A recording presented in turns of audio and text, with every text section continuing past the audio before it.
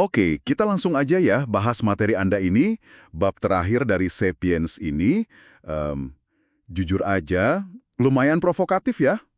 Soal gagasan kalau Homo sapiens seperti kita ini, mungkin akan berakhir.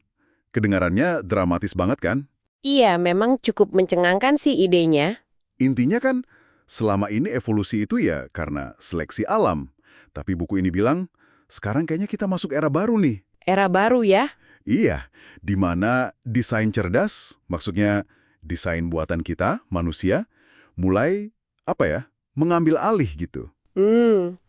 Desain oleh manusia. Nah, pertanyaannya jadi, apa ini beneran akhir dari Homo sapiens dan awal dari sesuatu yang lain? Sesuatu yang baru banget. Itu pertanyaan besarnya ya. Sumber Anda ini kan nunjuk ke revolusi pertanian ya, sekitar 10.000 tahun lalu.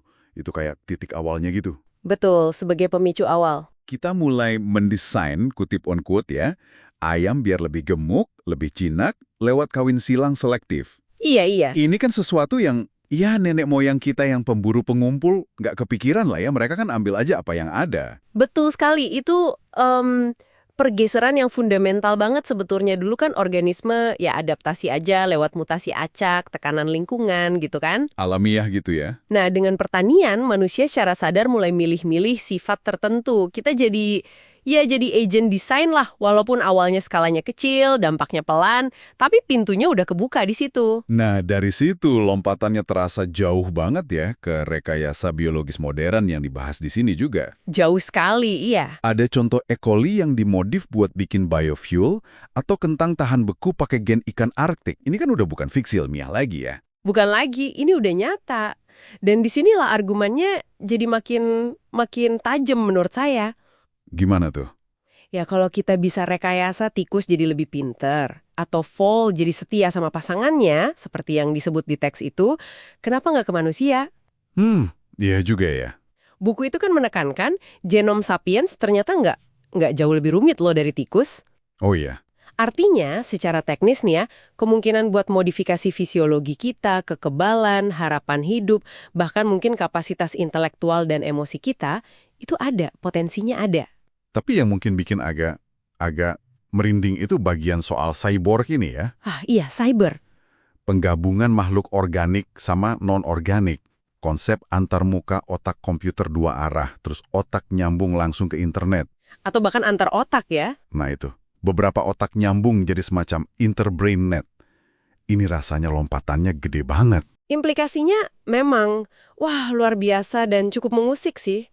Coba Anda bayangin deh. Gimana? Apa artinya memori kalau otak kita bisa akses bank data kolektif gitu aja? Terus apa artinya diri kalau kita bisa merasakan pengalaman orang lain seolah itu punya kita sendiri? Wah, iya ya. Konsep identitas pribadi, bahkan mungkin soal gender, gitu bisa jadi sangat cair. Sangat cair. Beda banget dari yang kita pahami sekarang. Nah, yang ditekankan di sini tuh bedanya sama fiksi ilmiah biasa. Biasanya kan kita dikasih teknologi canggih aja, pesawat luar angkasa kita. Tapi manusianya, ya gitu-gitu aja. Tetap manusia biasa gitu ya? Iya, potensi sesungguhnya menurut Harari di bab ini itu mengubah manusianya. Emosi kita, keinginan kita.